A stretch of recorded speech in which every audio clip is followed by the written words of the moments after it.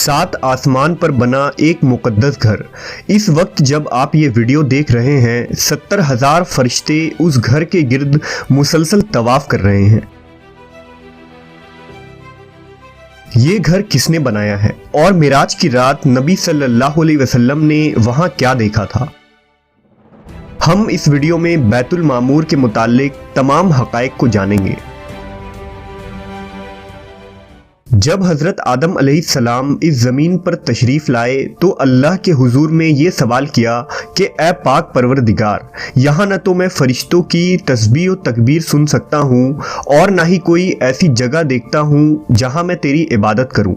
लिहाजा अल्लाह की तरफ से ये जवाब आया कि जिस तरह तुमने सातवें आसमान पर बैतुल मामूर को देखा है जिसके गिर्द फरिश्ते तवाफ़ करते हैं, तो हम तुम्हें एक जगह बताते हैं, वहाँ तुम भी काबा की तामीर करो और उसके गिर्द तवाफ़ करो और वहाँ नमाज अदा करो।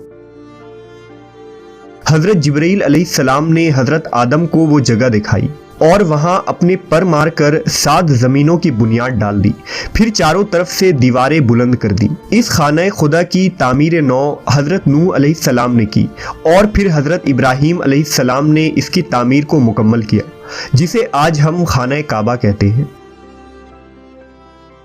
अब सवाल ये उठता है कि सातवें आसमान पर मौजूद वो मुकद्दस घर क्या था जिसकी मुशाहिबत में हज़रत आदम ने खाना काबा की तामीर की।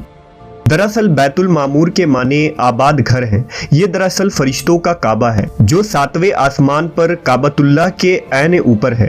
फरिश्ते इस घर का तवाफ करते हैं।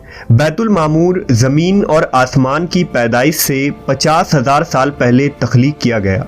रिवायतों के मुताबिक हर रोज़ 70,000 फरिश्ते इबादत और तवाफ़ के लिए आते हैं और एक दफ़ा तवाफ़ के बाद उनको क़यामत तक दोबारा मौका नहीं मिलेगा और इस तरह हर रोज़ नए 70,000 फरिश्ते आ जाते हैं।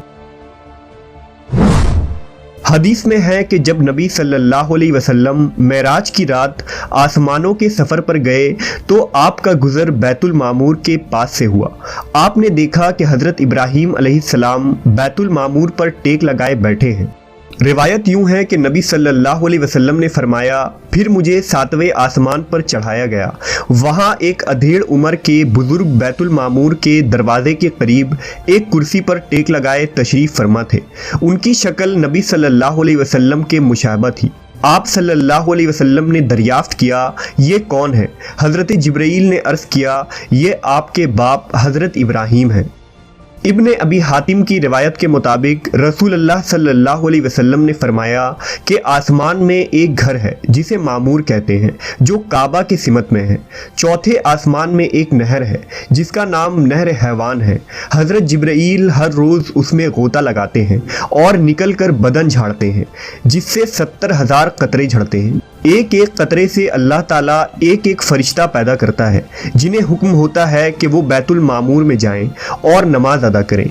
उन फरिश्तों का एक सरदार होता है जिसे हुक्म दिया जाता है कि उन्हें लेकर किसी जगह खड़ा हो जाए, फिर वो अल्लाह की तस्बीह के बयान में लग जाते हैं।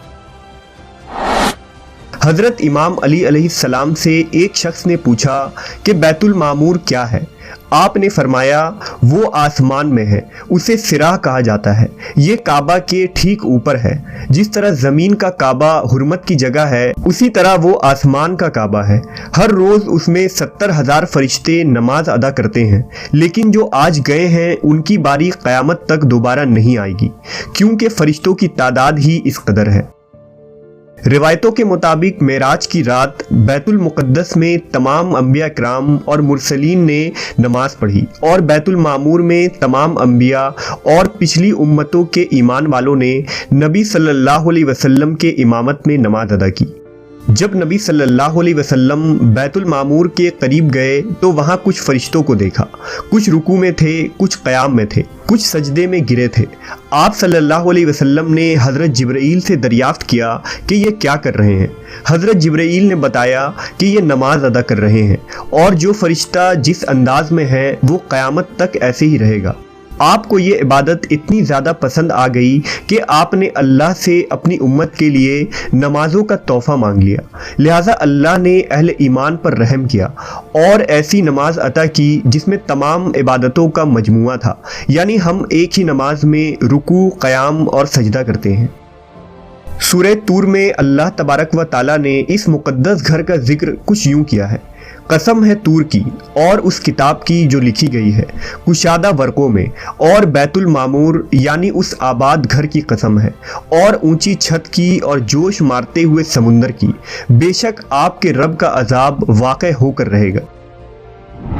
محققین نے بیت المعمور کو ہماری اس کائنات کا مرکز قرار دیا ہے، جیسا کہ کعبہ شریف ہماری اس دنیا کا مرکز ہے جس کے گرد تمام بندے طواف کرتے ہیں۔ اسی طرح سولر سسٹم میں تمام سیارے سورج کے گرد گھومتے ہیں اور ہزاروں سورج ہماری کہکشاں یعنی ملکی وے گیلیکسی کے گرد چکر کاٹتی ہے۔ یہ لاکھوں کہکشاں بھی ایک سپر میسیو بلیک ہول کے گرد گھوم رہا ہے۔ اسی طرح تمام فرشتے بیت المعمور کے گرد چکر کاٹ رہے ہیں۔ غرض یہ کہ کائنات میں تقریباً تمام چیز محو گردش ہے۔ بے شک اللہ نے اس کائنات کے نظام میں ہمارے لیے توحید کے پیغام کو کھول کر رکھ دیا ہے کہ انسان کی زندگی کا بھی ایک مرکز ہونی چاہیے جس کے اصولوں کا اسے پابند ہونا ہے۔ وہ مرکز اللہ کی ذات ہے جس کے گرد گھوم کر اور اس کی اطاعت میں رہ کر ہی فلاح پائی جا سکتی ہے۔